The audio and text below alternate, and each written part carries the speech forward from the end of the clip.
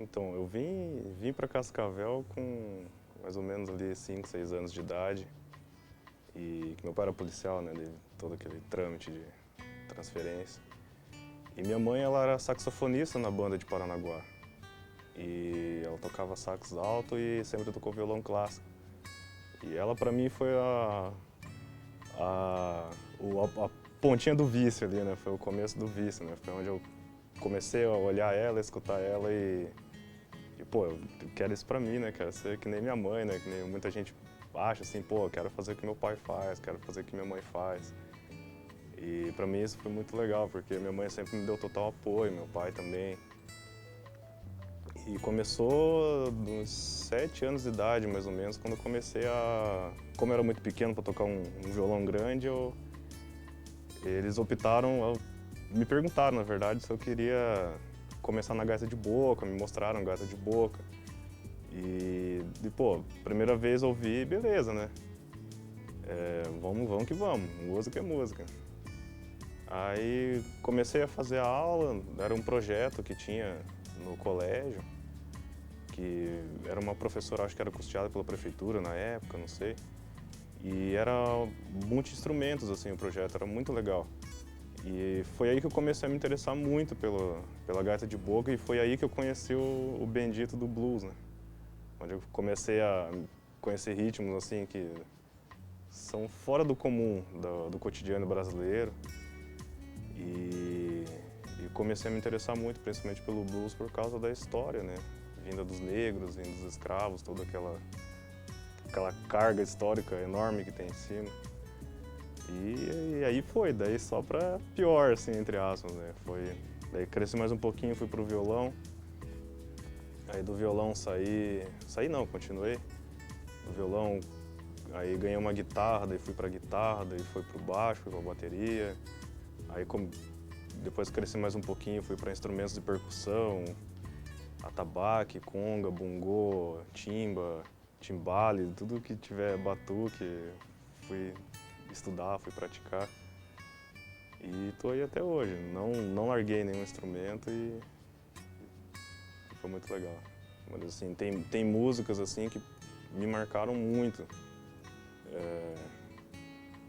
Começando pelo Voodoo Child, do Jimi Hendrix, foi a primeira música que eu escutei dele, mas foi a primeira assim que nunca mais parei de escutar, porque ele, ele consegue transmitir uma sensação muito gostosa de você ouvir a música e na hora que você vê ele tocando, você, pô, que doideira, cara, o cara faz coisas assim que ninguém faz, ninguém pensava na época.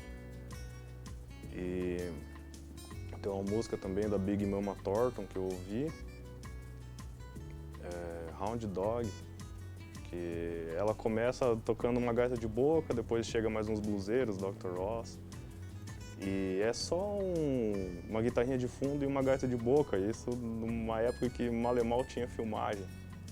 E os vídeos que você encontra, assim, é tudo preto e branco e é música que a gente nunca esquece. E foram músicas, assim, fizeram parte da minha infância, fizeram parte da minha adolescência, nunca deixei de escutar. Tanto para estudo, às vezes tá ali no momento, pô, tô com a cabeça cheia, vou lá, escuto, já fico de boa. Tem músicas também do Ray Charles, Stevie Wonder também, já cheguei a escutar bastante.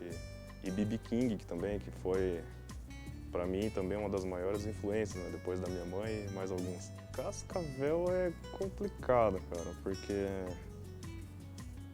desde criança, assim, eu via muito o Sesc, em parceria com a prefeitura, fazendo show, bastante coisa cultural, assim, nos bairros, eles iam com ônibus, iam com estrutura. E sempre a prefeitura fazia alguma coisa. Por mais que seja um cara com uma sanfona ali, um violão, mas era muito legal. E hoje quase não se vê isso, geralmente não tem muito incentivo para as bandas da região, músicos independentes. Poderia ser muito diferente. E pena que é uma área assim que muita pouca gente dá valor. E também não tem incentivo como deveria ter. Beleza, fizeram um teatro novo, tá, mas Não vejo bandas da região tocando lá, não vejo ninguém da região se apresentando lá. Quando se apresenta, um cara tem que sofrer muito para conseguir um valor para pagar o teatro, para pagar a sonorização, pagar custos, né, de ingresso, logística, tudo mais, e é muito complicado isso, é muito raro mesmo. Podia ser muito melhor do que é, né, porque hoje quase não existe, na verdade, mas poderia ter uma gestão muito melhor do que já tem. A gente começou uma banda que, depois de um tempo, correria de trabalho de uns, família de outros, acabou se desfazendo. Ficou somente eu e o baixista, que era o vocalista na época, e depois de um tempo conheci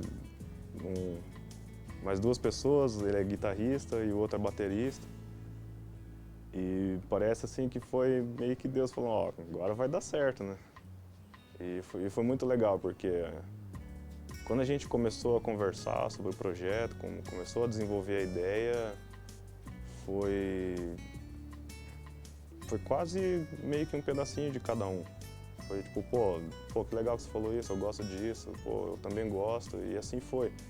Foi uma união de ideias agradáveis que todo mundo gosta, sem um discordar do outro, sem competição nenhuma. E por mais que seja uma banda de metal, uma banda de um rock meio pesado, assim, né, entre aspas, tem sido muito louco, tem sido muito legal. E com essa nova formação, eu era baterista, saí da bateria, fui para guitarra e vocal. Aí o baixista, hoje é só baixista, agora tem um guitarra fixo e um batera fixo. E tamo junto, ficamos família, apesar de pouco tempo que a gente tá junto, mas assim, todo músico sabe, né? Às vezes tem um cara assim que você toca meia hora com ele e parece que você tocou a vida inteira, de tanta intimidade que você cria. E isso é uma coisa muito, muito legal. Hoje eu sou programador, né? Trabalho com programação no MTI e comecei com isso lá pelos 16 anos. Né?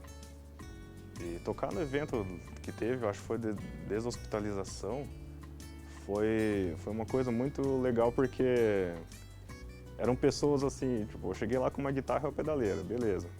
Todo mundo já ficou meio assim, pô, o cara vai tocar guitarra sozinho, meio louco, né? E gravei uma base, comecei a tocar um blues, comecei a tirar um jazz, uma coisa diferente que pouca gente escuta. E legal que teve umas pessoas assim, uns médicos que estavam lá e tudo mais, e pô, nem sabia que guitarra tirava esse som. Pô, que da hora, cara. Pô, vem tocar mais vezes. E é muito gratificante e ao mesmo tempo é muito assustador, assim, entre aspas, você pensar assim, poxa, é um instrumento tão simples e como que a pessoa nunca ouviu esse som, né?